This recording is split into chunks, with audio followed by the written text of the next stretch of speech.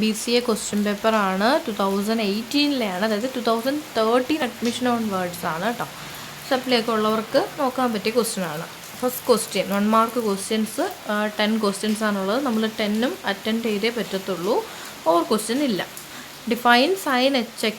അപ്പോൾ ഈ ക്വസ്റ്റ്യൻ എപ്പോഴും ശ്രദ്ധിക്കണം. ഡിഫൈൻ ആണോ ഡെറിവേറ്റീവ് കണ്ടുപിടിക്കാനാണോ എന്നൊക്കെ ശ്രദ്ധിക്കുക. ഫസ്റ്റ് ക്വസ്റ്റ്യൻ ഇവിടെ ഡിഫൈൻ സൈൻ HX ആണ്.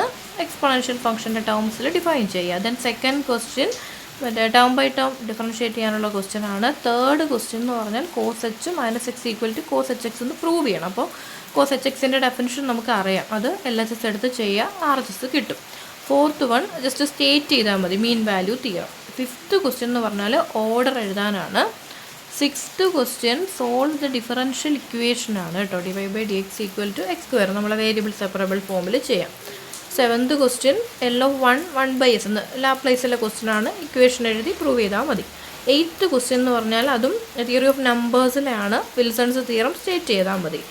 നയൻത് ക്വസ്റ്റ്യൻ എന്ന് പറഞ്ഞാൽ determine the principal value of the argument of the complex number -π - -πi.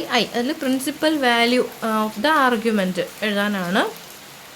10th question എന്ന് പറഞ്ഞാൽ നമ്മുടെ LPP ഉണ്ടല്ലോ, ലീനിയർ പ്രോഗ്രാമിംഗ്, അതിൽ വരുന്നതാണ്. ഇവിടെ ഒബ്ജക്റ്റീവ് ഫംഗ്ഷനും കൺസ്ട്രെയിൻസും എഴുതാനാണ്. അപ്പോൾ എപ്പോഴും ഒബ്ജക്റ്റീവ് ഫംഗ്ഷൻ എന്ന് പറഞ്ഞു കഴിഞ്ഞാൽ മാക്സിമൈസ് വന്ന് കഴിയുന്ന ഭാഗമാണ് ഒബ്ജക്റ്റീവ് ഫംഗ്ഷനായിട്ട് വരിക.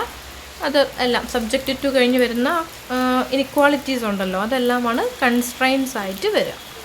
അപ്പോൾ ഇതിനകത്തുള്ള എല്ലാ ടോപ്പിക്സും നമ്മളെ പ്ലേലിസ്റ്റിൽ നിങ്ങൾ നോക്കിക്കഴിഞ്ഞാൽ കൊടുത്തിട്ടുണ്ട്. തിയറി ഓഫ് നമ്പേഴ്സൊക്കെ ഫുൾ ക്ലാസ് കൊടുത്തിട്ടുണ്ട്. ചെക്ക് ചെയ്തോളാം. Thank you.